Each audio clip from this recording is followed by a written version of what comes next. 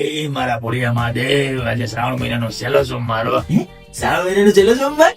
Mummy એવું રહ્યો દેવાવાળી બહુ તમારે સાની મુની સામાન પેક કર, હોસ્ટેલે જવાનું છે. ગયો બાપા, આજે નહીં હો, હું કાલે જાય હો.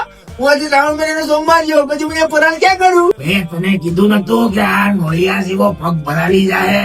હું થતું હોય તને એને હોસ્ટેલ જવામાં તો.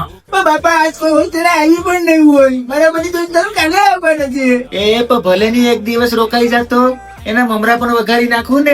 તારે કોઈની હારે સેડાસેડી છે, તારે ભણવું જ નથી. નુગરા તું મારો જીવ લેવા બેઠો. ઓહો હો હો, પણ એક દીમાં હું થઈ જાહે. મારા બાપા તો વિવાદ છે. એક દી રોકાઈ જાય એમાં તો મારું શું થઈ જાય વળી? એક દી કરીને પગું ભરાવે જ ને. પણ હવે પછી તું જો દિવાળી સુધી ઘરે આવ્યો ને તો હોસ્ટેલે આવીને તારા ટાટિયા ભાંગીને નાખું ને તો મારું નામ પણ ઓગળ નહીં જો. હા, હવે ટાટિયા ભાંગી નાખો ઈ કરો. જઈએ હોય તો ટાટિયા ભાંગી નાખા, ટાટિયા ભાંગી નાખા. એ મમ્મી, ઓલા હાથે માટે નો સેવડો અને મેન સૂપ ને બધી છે ને, ઈ રેવા દેજો. હું હોસ્ટેલે લઈ જાય ને મારા મમરા તો વઘારી જ નાખજો. હા હો મારો દીકરો, તને મેં સૂપ ને સેવડો ને મમરા તો હું અલગ વઘારી દે હો માં. ત્યાં તું ખાવા જાય ને.